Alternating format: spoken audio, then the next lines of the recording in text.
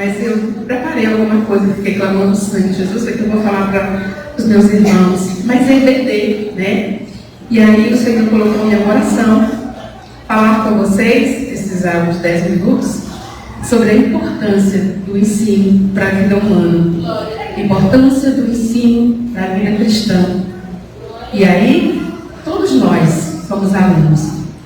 Desde o primeiro momento de nossa concepção, aprendemos. Foi concebido, começa a aprender. Aprendemos a nos mover, depois passam os dias, aprendemos a falar, não é assim? E aí aprendemos a andar, e aí pronto. Depois que a gente aprende essas coisas, ninguém segura mais a gente. E falando de EBD, né?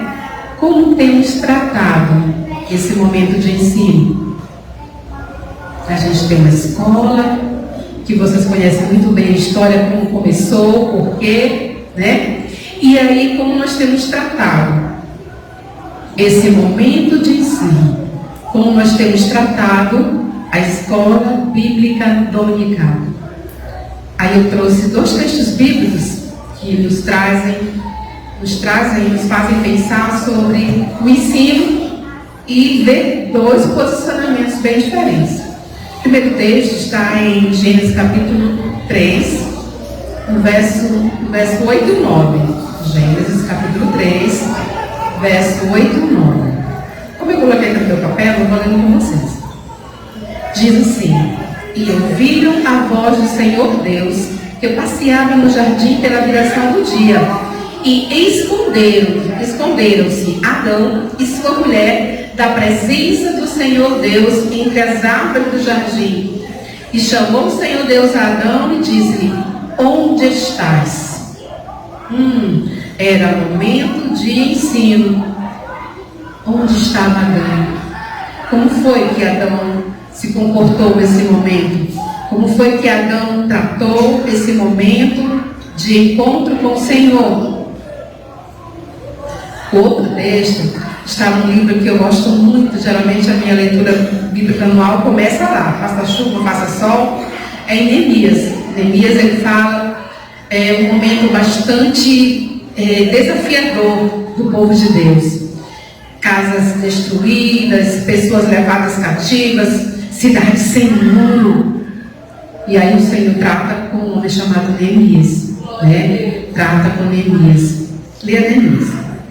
E Neemias capítulo 8, do verso 1 ao verso 3 diz assim: E chegado o 7º mês, e estando os filhos de Israel nas suas cidades, todo o povo se ajuntou com um só homem na praça, diante da porta das águas, e disseram a Esdras, o escriba, que trouxesse o livro da lei de Moisés, que o Senhor tinha ordenado a Israel. E Esdras, o sacerdote, trouxe a lei perante a congregação, tanto de homens como de mulheres, e todos os que podiam ouvir com entendimento no primeiro dia do 7º mês. E leu um livro diante da praça, que está diante da porta das águas, desde a alva até o meio-dia, perante homens e mulheres, e os que podiam entender, e os ouvidos de todo o povo estavam atentos ao livro da lei. Outra forma de tratar o momento do ensino. Em algumas igrejas, a EBD é o único momento de aprendizado. Irmã, ela está errada. Porque tem um culto de ensino, concordo. Ah, mas tem um culto de discipulado, concordo. No meu tempo, uns 2 dias atrás, tinha até o culto do novo convertido. Olha que bênção!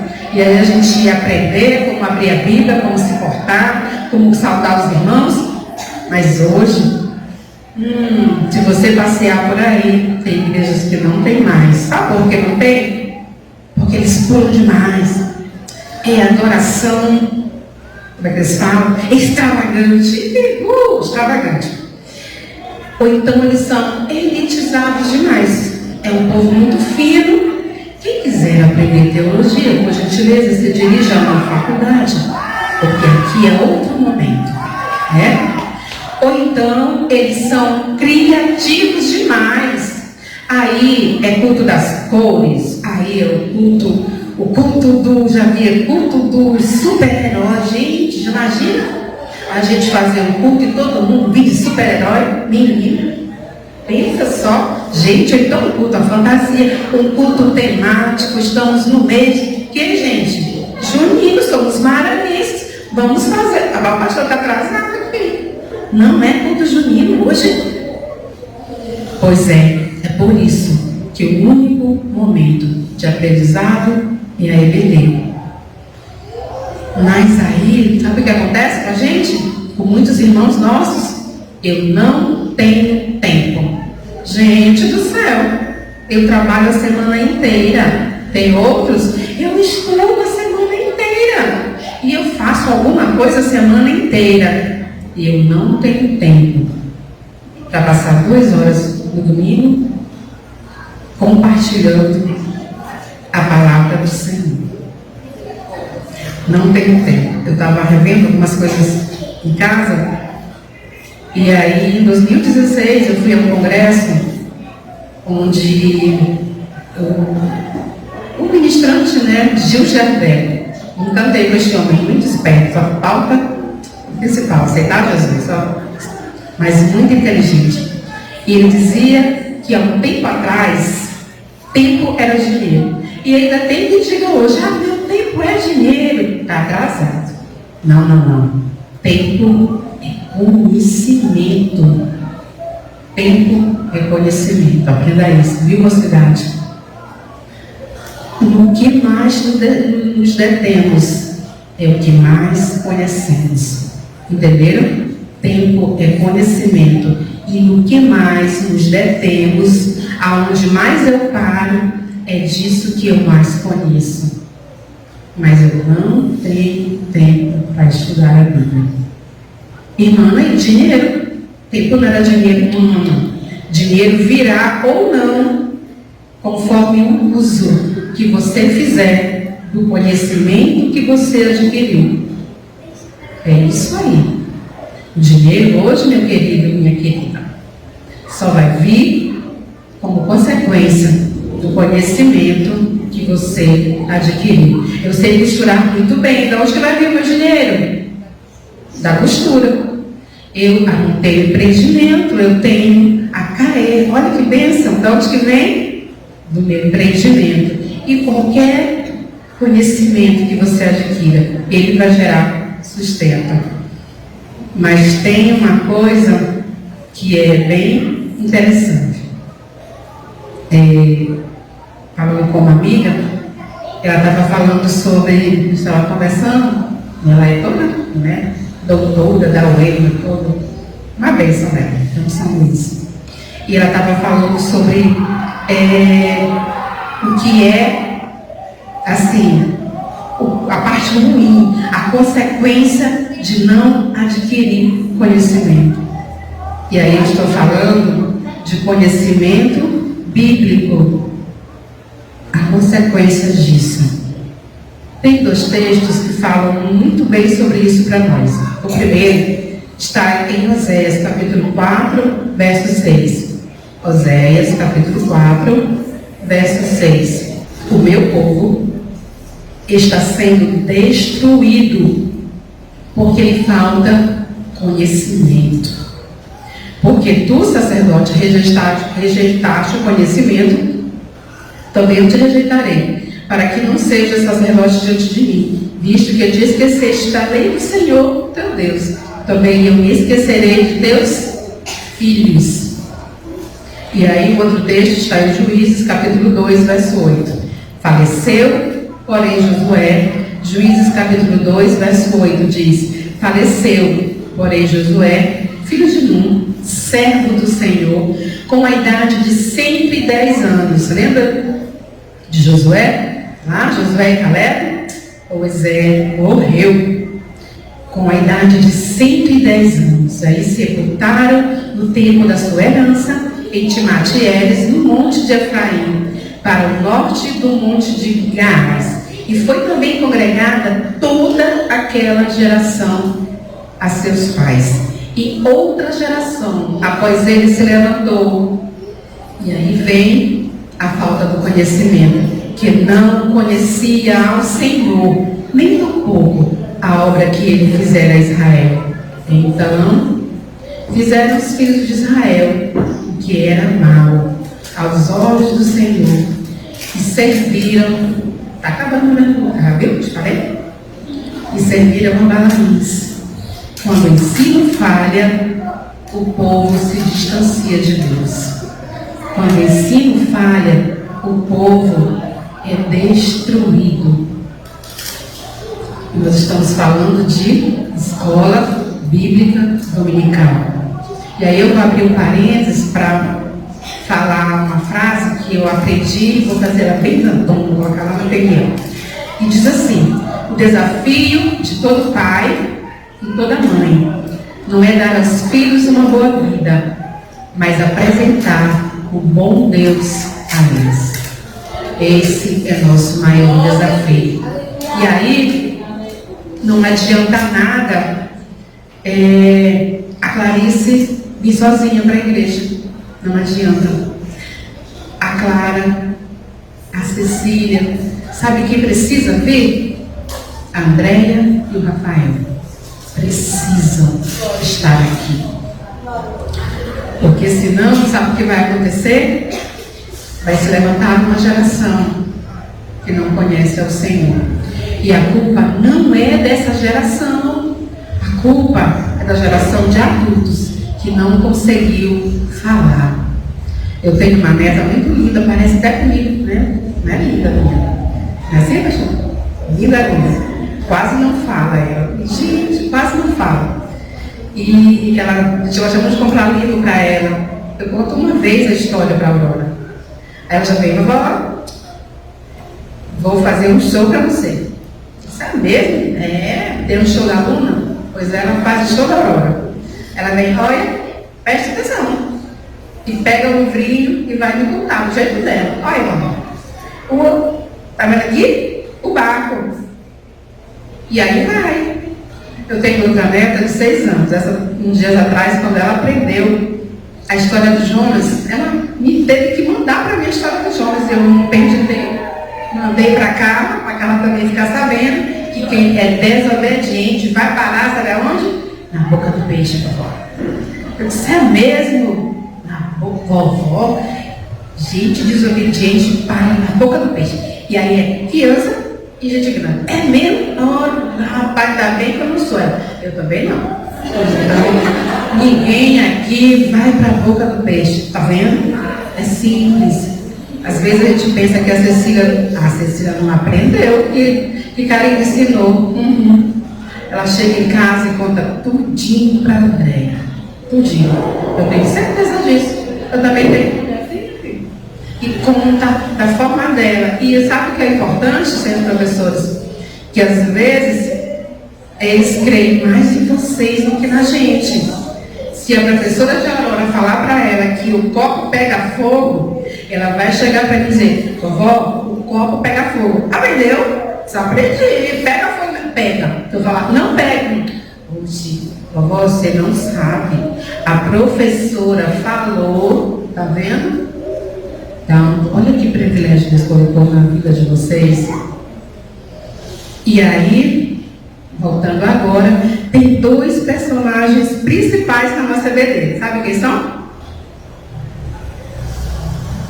Ninguém sabe? Rapaz. Oi. Você ouviu minha coisa aqui, não foi? Rapaz. O professor aqui ouviu, rapaz. Aluno e professor. Tem que ter. Aluno e professor. O que é ser aluno? Aluno, eu peguei uma definição bem legal. Aluno é aquele que recebe instrução ou aquele que precisa de orientação. E essa eu achei excelente para EBD. Para EBD. Eu lembrei, esses dias atrás, estava contando lá na Pinheiro. Teve um dia aqui na Betel que eu peguei corda com o meu irmão.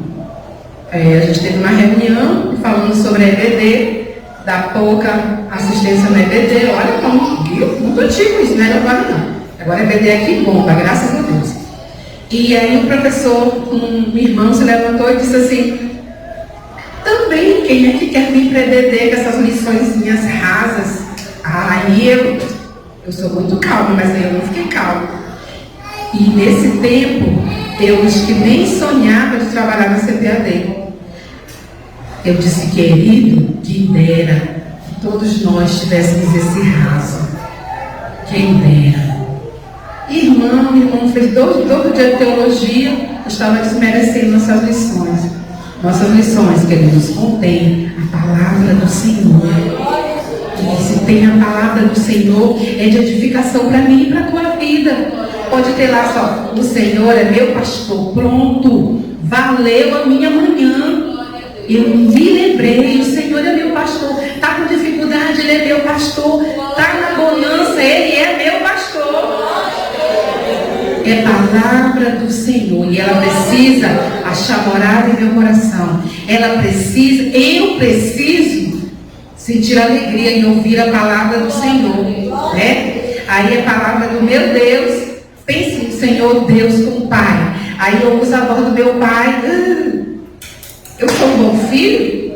Como eu faço assim? Não sou. Então é palavra do nosso Deus. E o que é ser professor? Achei também uma definição bem bacana. Professor é aquele que ensina. Essa aí é legal, conhecida, mas é aquele que professa. Eu nunca tinha visto esse termo para professor, mas faz muito sentido. Professor é aquele que professa.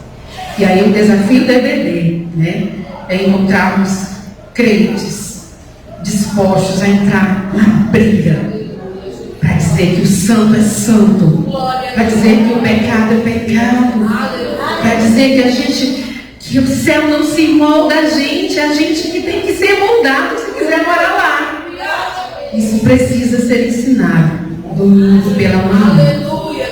Eu lembro de uma vez que eu estava aqui na classe, depois eu disse: uma classe mais linda da Betel, desculpe aí vocês, como sempre digo, né? E aí veio uma irmã nossa da Assembleia. Mas o nosso campo, ele preserva os bons costumes. E não tem o nosso costume por prisão, não. Tem o nosso costume como proteção. Você vai viver muito bem assim, está sendo protegido.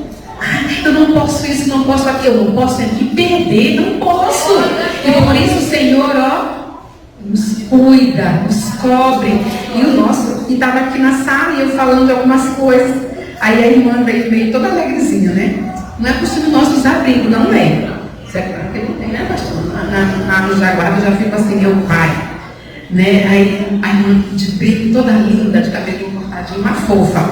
E eu, né, comecei a ensinar aquilo que eu aprendi, aquilo que eu professo. Olha só, o que é que você professa, professor? O que é que você professa? Está moldado com a igreja que você abraçou? Está moldado? Quando eu entro em alguma... Eu nem entro em briga não, sou uma pessoa muito pacata, eu não sou briguenta. Mas às vezes, né? Às vezes é necessário. E quando alguém vem querer falar assim: mas o teu campo é tão atrasado. Eu disse: não, meu querido, o meu campo é adiantado. Já estamos usando a roupa do céu, tu é que não sabe. Terra, seca. Aí, todo exército tem a sua farda. Tem gente que não gosta de farda. Ele dá briga por causa de farda. Querido, nós somos alistados em um exército. Esse exército tem regra. Meu filho serviu o exército, aquele menino bonito, né? Serviu o exército. E aí, quando ele serviu, pensa na vergonha que eu fiquei da minha crença. O Júnior, ele é macio, bem bronzeadinho igual eu. Ele chegava com as coxas roxas, de tanta...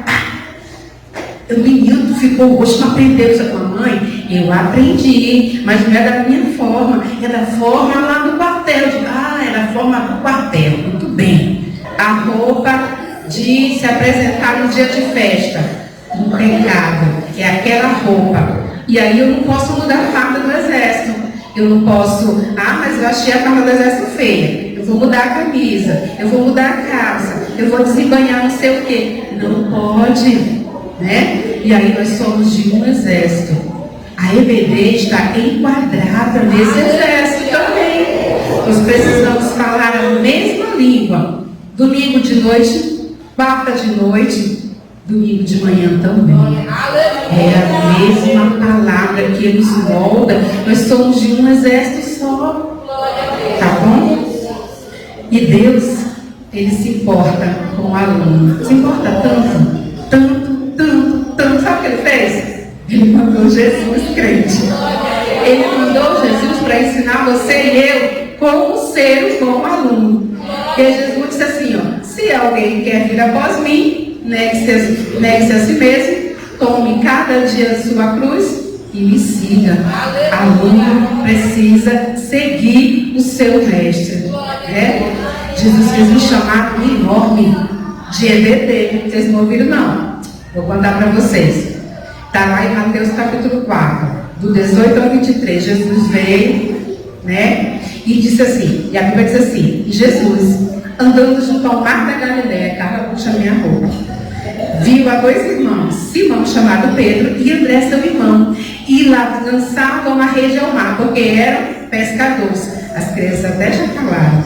E disse-lhe Jesus, vinde após mim, e eu vos farei pescadores de homens. Então, deixando logo as redes, seguiram Jesus. Olha os bons. E adiantando-se dali, viu outros dois, Zebedeu enorme, Tiago, filho de Zebedeu, e João, seu irmão, num barco com seu pai. Lembra? Pedro, Tiago, João, estavam aqui. É verdade. As crianças de Dani. E chamando-os, eles deixando imediatamente o barco e seu pai, seguiram Jesus. Bons alunos. E percorria Jesus toda a Galileia. Jesus estava fazendo a cruzada. Cruzada, criança, não era não. Ensinando nas suas sinagogas. E pregando o Evangelho do Reino.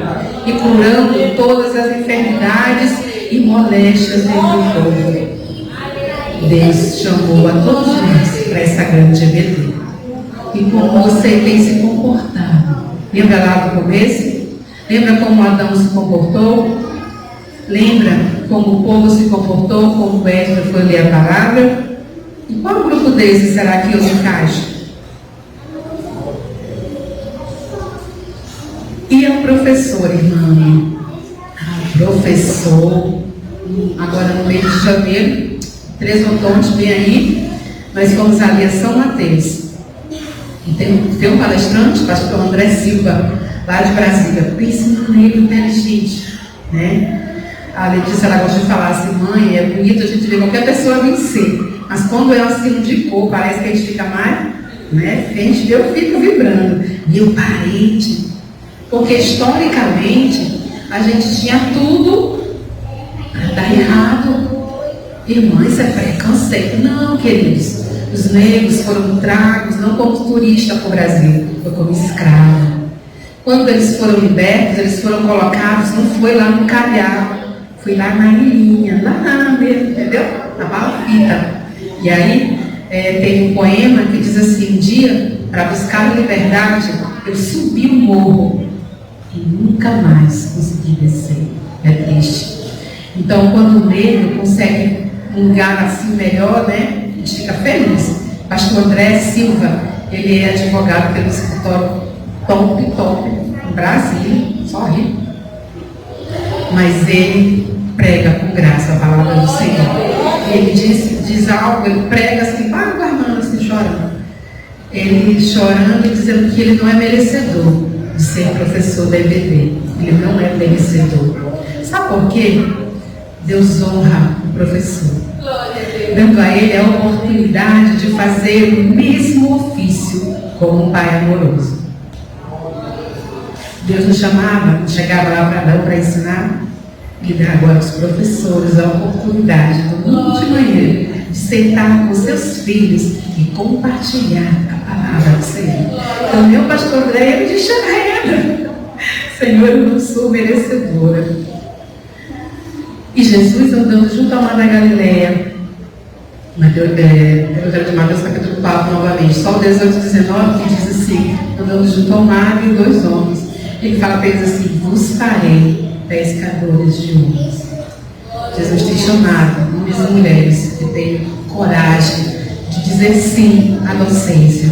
Jovens, crianças. A Aurora ganhou um quadro e quando ela chegou com esse quadro, a primeira coisa que ela fez foi arrumar as cadeiras.